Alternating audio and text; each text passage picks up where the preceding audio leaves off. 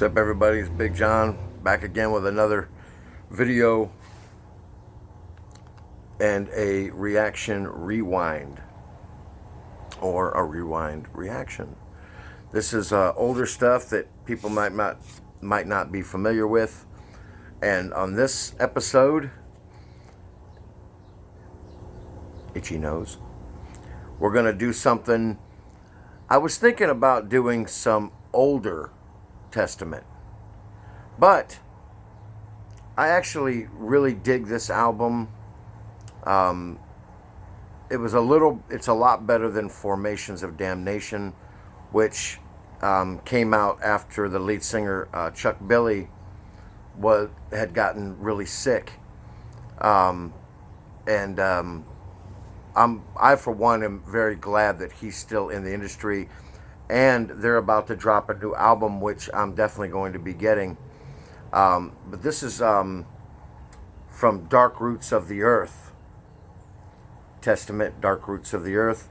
And the song we're going to be playing from this and reviewing is, it's hard to read here, Rise Up, which is the first track on this disc. And it really does set the tone for the whole album. The video that came out for this album was Native Blood. But these guys have been around a long time. They should have been part of the Big Four. Because The Ritual, The Wall, they were just spectacular pieces by the band. And then I think pretty much what spawned their first video was an Aerosmith remake of Nobody's Fault, which is off the album The New Order, which is a phenomenal record. Disciples of the Watch is based off the movie Children of the Corn. It's a definite recommendation. I'll be doing a review on Disciples of the Watch on another video. But right now we're going to get into Rise Up off of Dark Roots of the Earth.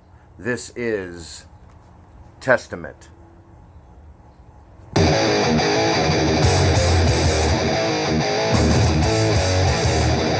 Artwork is sick.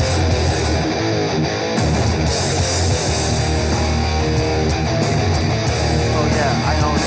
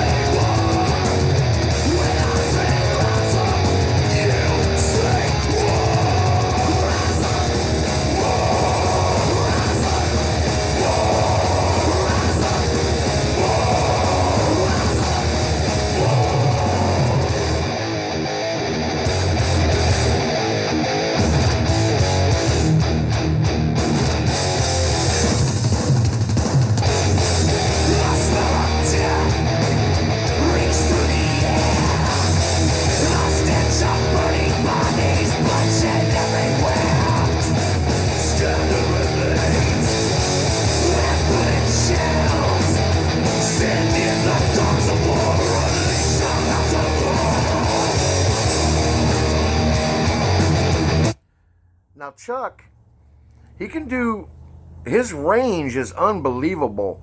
Um, even after,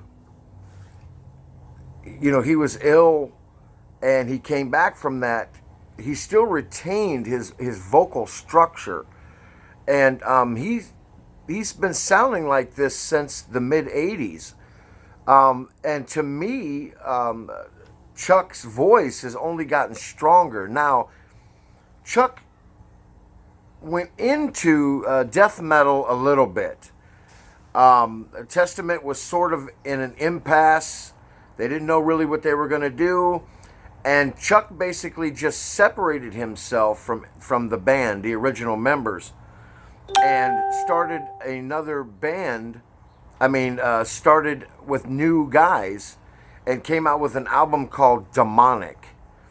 Not only is the cover art of that CD sick, and I also own that as well, but he showed me a new part of himself, and that album is one of the sleepers in the Testament library, or its discography, if you will.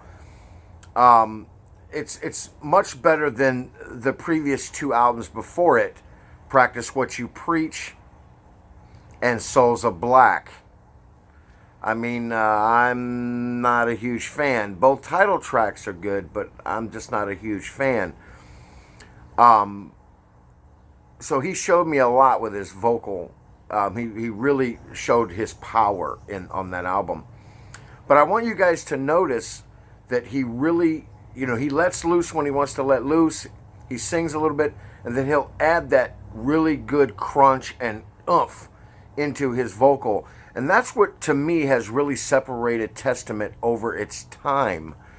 And a testament to them, pun was intended, and their ability to maintain just their style, not only instrumentally, but with Chuck's vocal. And he showed more power later in other albums, Low and Brotherhood of the Snake. He showed some power, even in Formations of Damnation. He showed some more power, but I believe that was his first record after getting over his illness. So I just figured I'd give you all a little bit more information on their other albums that they've come out with. So here we're going to finish up with Rise Up, Testament. It's time to rise up. It's time to rise for war. It's time to rise up. Black is death and red is war.